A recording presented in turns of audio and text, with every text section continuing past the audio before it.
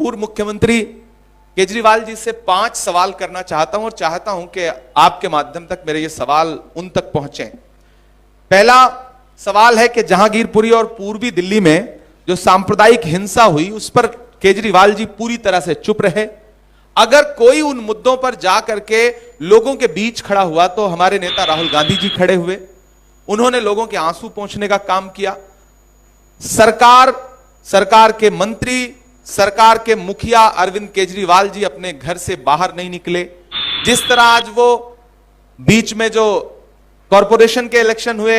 या फिर बाद में चुनाव हुए तो वो पूरे लाल लश्कर के साथ लोगों के बीच में वोट मांगने तो गए, लेकिन जब दंगे हो रहे थे, जब सांप्रदायिक हिंसा हो रही थी जहांगीरपुरी में और पूर्वी दिल्ली के इलाकों में, तो एक भी जगह अरविंद केजरीवाल जी नजर नहीं आए। उनसे मैं पूछना चाहता हूं कि आपने उस समय चुप्पी क्यों साध रखी थी और आज तक आपने चुप्पी क्यों साध रखी है, और जो प्रभावित समुदायों की समस्याएं थी उनको हल करने के लिए आपने क्या कदम उठाए इन दोनों जगहों के, विशेष करके जहांगीरपुरी और पूर्वी दिल्ली। मेरा दूसरा जो बहुत महत्वपूर्ण सवाल है और जो जिसके विजुअल आपके सामने भी हैं, वो सवाल यह है कि जब गुजरात में बिल्किस के दोषी जो थे, उसके बलात्कारी जो थे, उनको जब गुजरात सरकार ने रिहा किया, उसके बाद पूरे देश में एक गुस्सा था, लोग सवाल पूछ रहे थे। और जब मीडिया के एक साथी ने वही सवाल दिल्ली के उप मुख्यमंत्री मनीष सिसोदिया जी से पूछा तो मुझे वो विजुअल आज भी याद है कि किस तरह से उन्होंने अपने सामने से माइक हटाया था चैनल का और उस सवाल को एकदम नकार दिया था उन्होंने। तो मैं आम आदमी पार्टी से पूछना चाहता हूं कि मनीष सिसोदिया जी की जो शर्मनाक चुप्पी थी बिल्किस के मामले में, एक तो बिल्किस महिला थी, महिला होने के नाते आपको बोलना चाहिए था, आप चुप रहे सिर्फ इसलिए क्योंकि बिल्किस मुस्लिम महिला थी। तो मेरा सवाल है कि यह शर्मनाक चुप्पी क्यों। तीसरा मेरा बहुत महत्वपूर्ण सवाल है कि जब देश भर में सीएनआरसी के आंदोलन चल रहे थे और शाहीन बाग एक प्रतीक के तौर पर, एक प्रतिरोध का प्रतीक बनकर के शाहीन बाग पूरे देश के सामने खड़ा हुआ और लगातार माएं, बहनें, बुजुर्ग महिलाएं प्रोटेस्ट करते हुए शाहीन बाग में बैठी रहीं, सर्द शामों में, सर्द रातों में। उस दौरान मुख्यमंत्री अरविंद केजरीवाल जी, उनके तमाम कैबिनेट के लोग जिस तरह से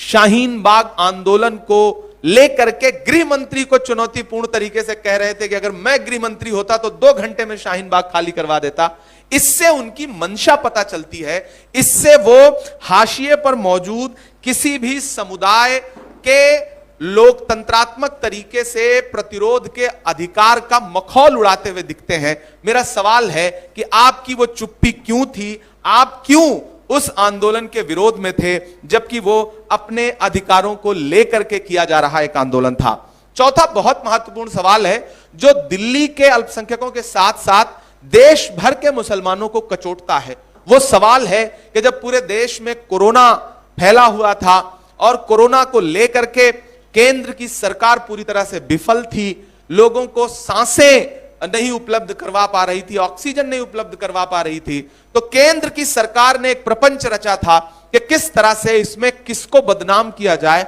और किसके कंधे पर कोरोना की जिम्मेदारी डाली जाए। उसके लिए मरकज को चुना गया, तबलीगी जमात को चुना गया। और मुझे कहते हुए बहुत अफसोस है कि केंद्र सरकार की उस मंशा में अरविंद केजरीवाल जी और उनकी पूरी सरकार साथ में शामिल थी और जिस तरह से दिल्ली राज्य सरकार के बुलेटिन निकलते थे, उनकी तरफ से जो नोटिफिकेशन जारी होता था, उसमें कोविड पेशेंट के साथ साथ मरकज का जो अलग से एक कॉलम देश के सामने उन्होंने रखा, उससे पूरे देश में तबलीगी जमात को और मरकज को लगातार नफरत का सामना करना पड़ा, बदनाम होना पड़ा। बाद में वो सारे आरोप जो है वो झूठे निकले। तो मैं अरविंद केजरीवाल जी से पूछना चाहता हूं कि केंद्र सरकार, नरेंद्र मोदी जी की सरकार की जो मंशा थी एक समुदाय विशेष के खिलाफ कोरोना के दौरान,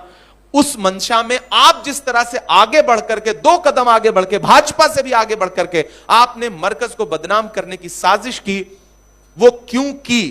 और फिर आप किस मुंह से दिल्ली राज्य के मुसलमानों के बीच में वोट मांगने की हिम्मत जुटा पा रहे हैं। मेरा एक और अंतिम सवाल है कि आपके विधायक नरेश यादव को